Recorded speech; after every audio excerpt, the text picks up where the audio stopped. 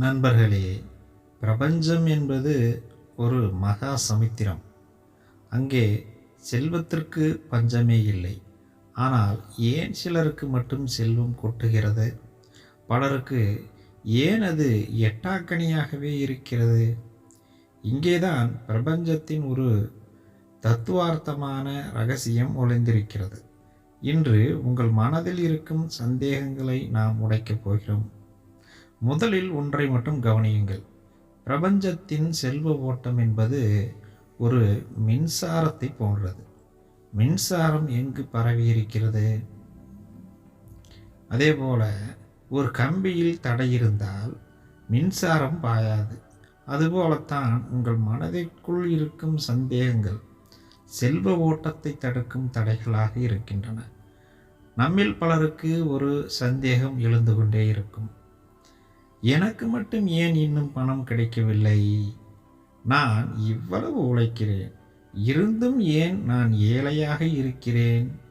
இந்த ஏன் என்ற கேள்விதான் உங்கள் முதல் எதிரி.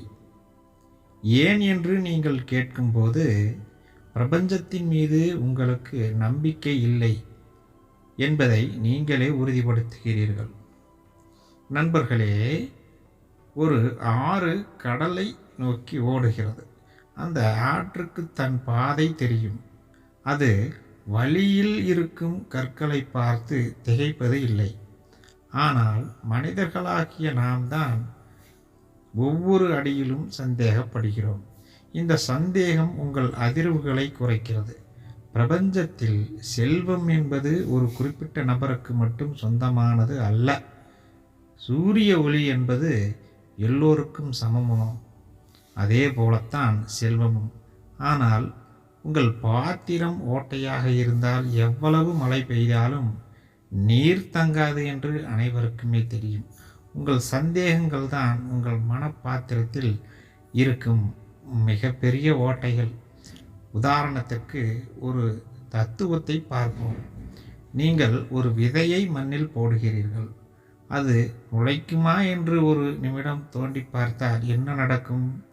அந்த விதை செத்துவிடும் அல்லவா? அதுபோலத்தான் உங்கள் ஆசைகளும்.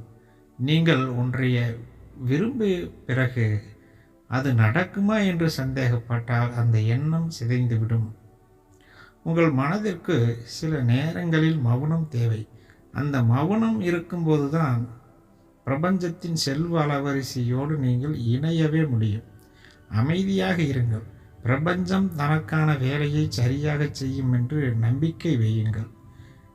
இந்த அசைக்க முடியாத நம்பிக்கை தான் செல்வத்தை ஈர்க்கும் காந்தமாக மாறும்.